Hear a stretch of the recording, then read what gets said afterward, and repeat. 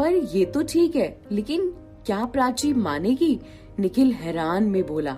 हमें उसे मनाना होगा, हमें उसे समझाना होगा कि उसे आज नहीं तो कल उसे जिंदगी में आगे बढ़ना है।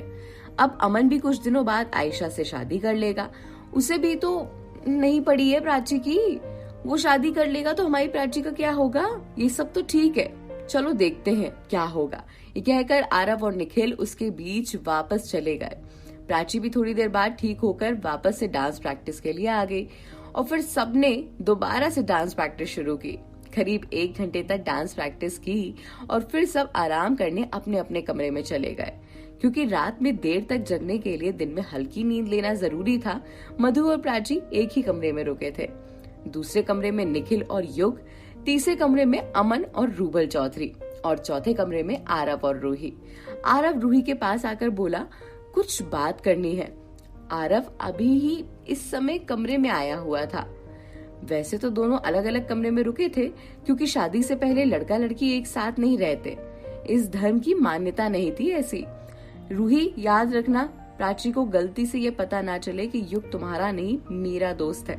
हाँ हाँ, मैं ध्यान रखूंगी। बस मैं इतना चाहता हूँ कि वो खुश रहे। तुम्हें क्या लगता है, क्या रुक चौधरी प्राची को मना पाएंगे? रूही ने आरव से कहा, प्यार में कोई शर्त नहीं लगाते, और फिर हम तो बस इतना चाहते हैं कि प्राची अपनी जिंदगी में किसी का हाथ पकड़ ले, पर आगे तो बढ़े, फिर भले ही वो कोई भी हो।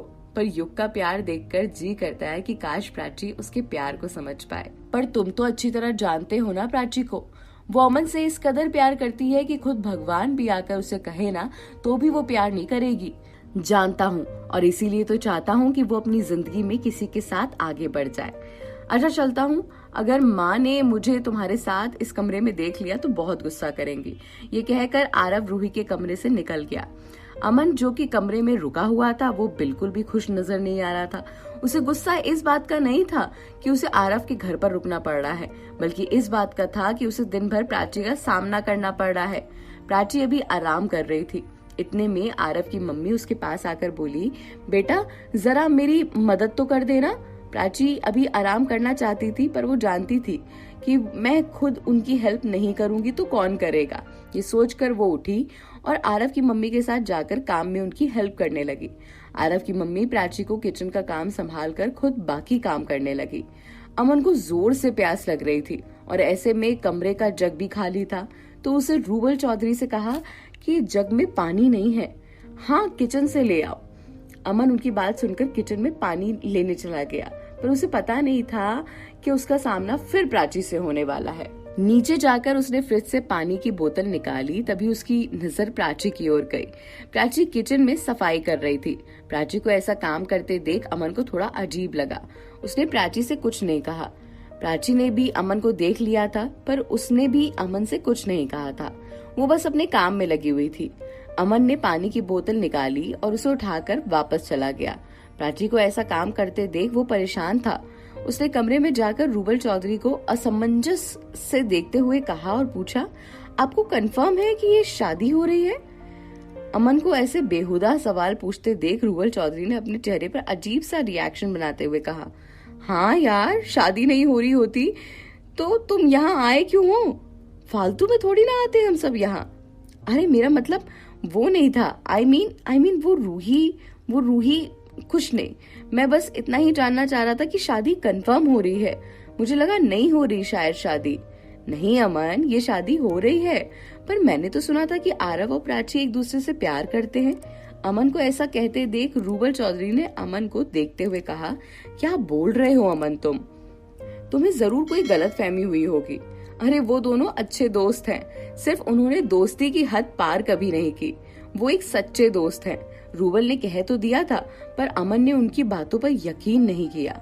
आयशा ने अमन पर इतना जादू कर रखा था और प्राची के बारे में इतना कुछ बुरा बोल के रखा था कि रूबल चौधरी क्या, कोई भी आकर अमन को कुछ भी कहता तो वो नहीं सुनने वाला था। उसने रूबल चौधरी की बातों से दिमाग हटाया और पानी पीकर बेड पर लेटकर आराम करने लगा। थोड़ी देर बाद जब नींद खुली तो घड़ी में 5 बजने का इशारा हो रहा था और रूबल चौधरी को देखने के लिए नजरें दौड़ाने लगा। पर रूबल चौधरी उसे नजर नहीं आ रहे थे। वे सोचकर कमरे से बाहर निकला तो बाहर काफी रौनक नजर आ रही थी। हर तरफ लोग अच्छे अच्छे कपड़े पहनकर घूम रहे थे। पूरा हॉल सजा हुआ था। ये सब देखकर उसे याद आया, ओ शिट, आज तो मेहंदी का फंक्शन है। ये सोचते हुए वो अपने कमरे में वापस गया और मेहंदी के फंक्शन के लिए तैयार होने लगा। इधर प्राची मधु के साथ तैयार हो रही थी मेहंदी के फंक्शन के लिए। मिस सलोनी ने रूही को काफी अच्छी तरीके से तैयार कर दिया था। प्राची ने ग्रीन कलर का पटियाला सूट पहना था और मधु ने ग्रीन कलर की साड़ी। प्राची और मधु दोनों तैयार होने के बाद मिस सलोनी से मिलने रूही के कमरे में गए। मिस सलोनी और रूही उसी कमरे में थी। दोनों साथ में तैयार हो रहे थे, एक ही कमरे में। तैयार हो गई रूही? मधु ने कमरे में जाते ही पूछा। हाँ, रूही तो तैयार है, पर फंक्शन तो स्टार्ट नहीं हुआ ना अभी तक। ऐसे थोड़ी स्टार्ट होगा जब तक आप लोग नहीं आएंगे, रूही ने प्राची की ओर देखकर कहा। हाँ, ये सब तो ठीक है, पर ये बता दुल्हे राजा तैयार हुए या नहीं? प्राची ने जैसे ही ये बात कही, इतने में निखिल आरव के साथ में लेते हुए उस कमरे में आया और उन सब की ओर देखकर बोला, हाँ हाँ, दूल्हा राजा तैयार है, बस आप लोग चलिए। आरव और रूही ने जैसे ही एक दूसरे को देखकर ये कहा तो वो शर्माने लगे। आरव और रूही को ऐसे शर्माते देख प्राची ने उन दोनों को मुस्कुराते हुए देखते हुए कहा, अब ऐसे ही यहाँ शर्माते रहोगे या फंक्शन में चलने का इरादा भी है? प्राची के इतना कहते ही रूही और आरव ने एक दूसरे से अपनी नजरें हटाई और खुद में ही मुस्कुराने लगे। निखिल आरव को लेकर नीचे चला गया और मधु, प्राची व मिस सलोनी रूही को लेकर। हाल ही में 2 स्टेज बने हुए थे। एक तरफ आरव को मेहंदी लग रही थी, दूसरी तरफ रूही को। अमन मेहंदी के फंक्शन के लिए नीचे आ गया। निखिल, युग, रूबल चौधरी सब आरव के साथ थे और बाकी सारी लड़कियां रूही के साथ। इतने में मिस सलोनी और आरव की मम्मी प्राची और मधु के पास आकर बोली, फंक्शन स्टार्ट किया जाए? हाँ हाँ बिल्कुल। अब आगे क्या होता है